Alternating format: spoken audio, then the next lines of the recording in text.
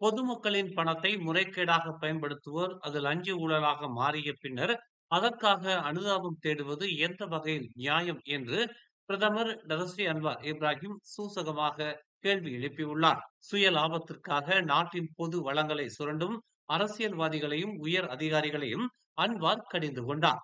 குறைந்த வருமானம் பெறுவோர் சிறிய அளவிலான ஊதிய உயர்வுக்காக போராடிக் கொண்டிருக்கும் வேளையில் கோடிக்கணக்கான பணம் கொள்ளையிடப்படுவதை அரசாங்கம் அனுமதிக்காது என்று உத்தராஜியாவில் நேற்று வியாழக்கிழமை நடைபெற்ற 2025ஆம் ஆண்டு தேசிய வக்ஃப் மாதத்தை துவக்கி வைத்து உரையாற்றுகையில் பிரதமர் இவ்வாறு தெரிவித்தார்.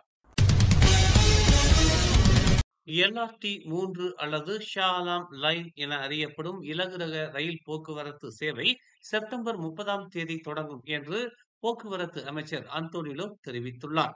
அந்த ரயில் பாதை திட்டம் 98.16 விழுக்காடு பூர்த்தியாகிவிட்டதாக அவர் கூறினார். அத்திட்டம் ஜூலை 31ஆம் தேதி பிரசாரணா நிறுவனத்திடம் ஒப்படைக்கப்படலாம் என்று எதிர்பார்க்கப்படுகிறது. அந்த ரயில் சேவை பயணிகளுக்கு பாதுகாப்பாக இருப்பதை உறுதி செய்ய 2 கட்டங்களாக அதன் நடவடிக்கைகள் மதிப்பீடு செய்யப்படும் என்று நாடாளுமன்றத்திற்கான எழுத்துப்பூர்வ பதிலில் அந்தோனிலோ இதனை தெரிவித்தார். கோலாலம்பூரில் நுழையும் வாகனங்களுக்கு நெரிசல் கட்டணம் விதிக்கப்பட்டால் அம்மாநகரில் வாகன போக்குவரத்தை 20 விழுக்காடு வரை குறைக்க முடியும் என்று கூட்டரசு பிரதேச அமைச்சர் டாக்டர் ஜலிகா முஸ்தபா தெரிவித்துள்ளார். அக்கட்டணம் மிக குறைவாக இருக்கக்கூடாது என்றும் மாறாக தேவையற்ற சாலை பயன்பாட்டை குறைக்கும் அளவுக்கு அது அதிகமாக இருக்க வேண்டும் என்றும் நாடாளுமன்றத்தில் அவர் குறிப்பிட்டார். இருந்த போதிலும் பயனர்களுக்கு சுமையாக இருக்கக்கூடாது என்பதற்காக மிதமிஞ்சிய வகையில் கட்டணம் விதிப்பதற்கும் அரசாங்கம் விரும்பவில்லை என்றும் அவர் கூறினார். வாகன நெரிசல் கட்டணம் பற்றியும் அதனை அமல்படுத்துவதால் ஏற்படும் தாக்கம் குறித்தும் விளக்குமாறு பரிகாத்தான் நேஷனலின் பாடாங் சராய் நாடாளுமன்ற உறுப்பினர் அஸ்மான் நஸ்ருடீன் முன்னதாக வினவியிருந்தார். அது குறித்து நேற்று மக்களவையில் விவரித்த போது ஜலிகா இவ்வாறு குறிப்பிட்டார். கடந்த 5 ஆண்டுகளில் 10 முதல் 19 வயது வரையிலான திருமணமாகாத சிறுமிகளால் 9737 பிறப்புகள் நிகழ்ந்துள்ளதாக மகளிர் குடும்பம் மற்றும் சமூக நல அமைச்சு தெரிவித்துள்ளது. சுகாதார அமைச்சின் சுகாதார நிலையங்களில் இந்த பிறப்புகள் பதிவு செய்யப்பட்டுள்ளதாக மகளிர் குடும்பம் மற்றும் சமூக நல அமைச்சர் டதஸ்ரீ நான்சி சுக்ரி தெரிவித்துள்ளார். குழந்தைகள் சட்டம் 2001, தண்டனை சட்டம் மற்றும் ஷரியா குற்றவியல் குற்றச்சட்டம் ஆகியவற்றில் உள்ள தற்போதைய சட்டங்கள் இந்த 11 வயது பெண்களை பாதுகாக்கின்றன என்று அவர் குறிப்பிட்டார். பெர்லிஸ் மாநிலத்தில் தனது தந்தையை கத்தியால் வெட்டி காயப்படுத்திய 45 வயதுடைய மன நோயாளி ஒருவரை விசாரணைக்காக 3 நாட்களுக்கு தடுத்து வைக்கும்படி கங்கார் மஜிஸ்ட்ரேட் நீதிமன்றம் நேற்று உத்தரவிட்டது.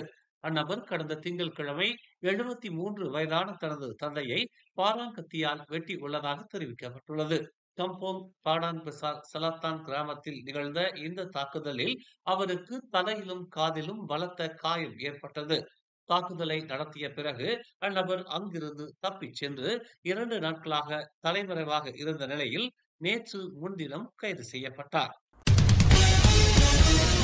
சட்டவிரோதமாக மின் கழிவுகளை பதப்படுத்தும் தொழிற்சாலைகளுக்கு எதிராக அமலாக்க நடவடிக்கை எடுக்காமல் இருக்க லஞ்சம் கேட்டு பெற்றதாக 5 அரசு ஊழியர்களை மலேசிய லஞ்ச ஊழல் தடுப்பு ஆணையமான MACC கைது செய்துள்ளது.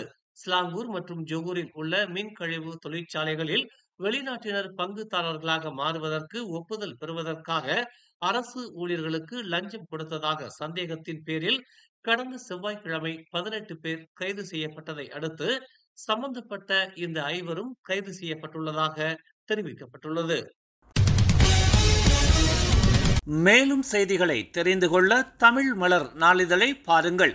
உடனுக்குடன் செய்திகளை தெரிந்து கொள்ள தமிழ் மலர் இணையதளம், தமிழ் மலர் செயலி மற்றும் மலர் டிவி யூடியூப் சேனலை வலம் வாருங்கள். எங்களோடு இணைந்திருக்க மலர் டிவியை பதிவு செய்து கொள்ளுங்கள். உறவுகள் மகிழ்ந்திட விருப்பம் மற்றும் பகிர்வு சேவையை சொடுக்கிடுங்கள்.